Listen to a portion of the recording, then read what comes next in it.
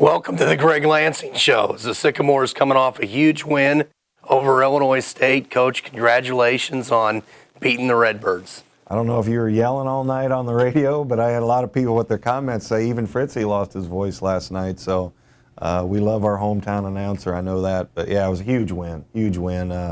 That team is as talented as any in the league. It's a team that's championship caliber, and to sweep them and put them 2 games behind you, just a tremendous effort by the guys.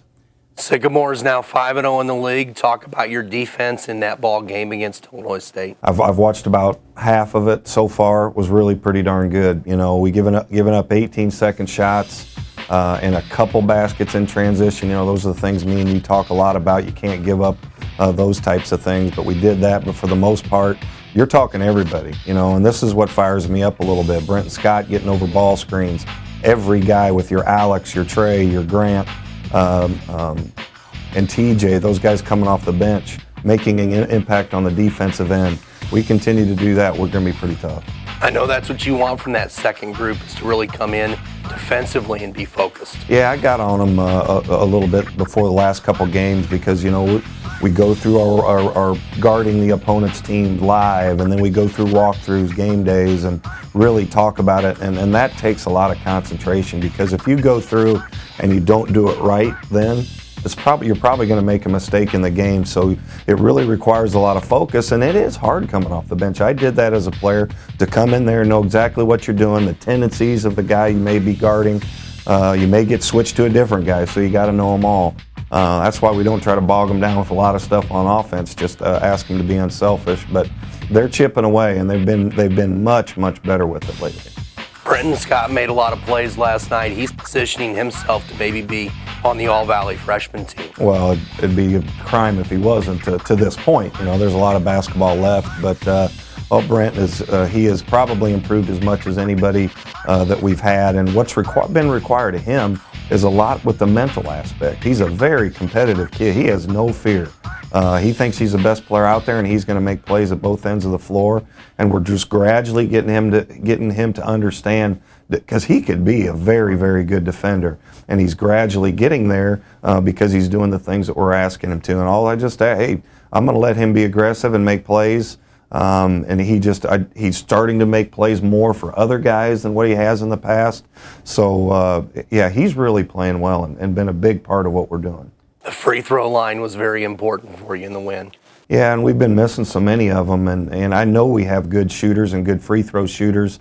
It's just a little bit of concentration. When you're banging away and running up and down and getting playing to exhaustion like we like to talk to our guys about, it's a more of a concentration thing when you get to that free throw line. You're not resting. You're up there to make them pay for putting you on that free throw line. I always say, want to get there and make them pay for it.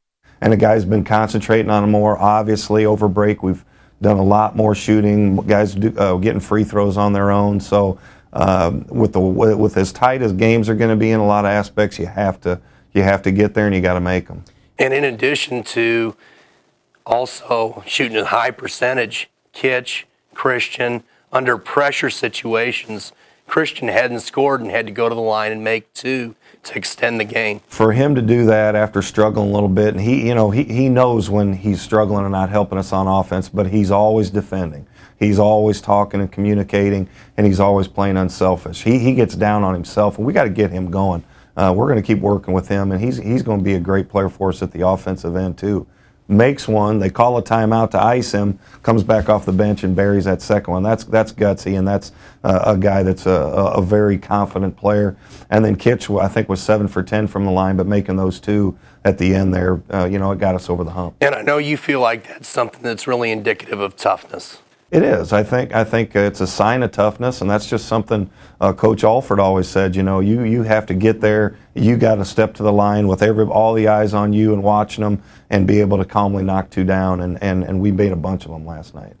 Trey Bennett, when the opportunity came to him, was assertive and made a great play for you. Yeah, he did, and it's funny, that we were a little bit of a scramble there. I questioned a little bit what I was doing with the makeup of stuff, but that's why you have good players.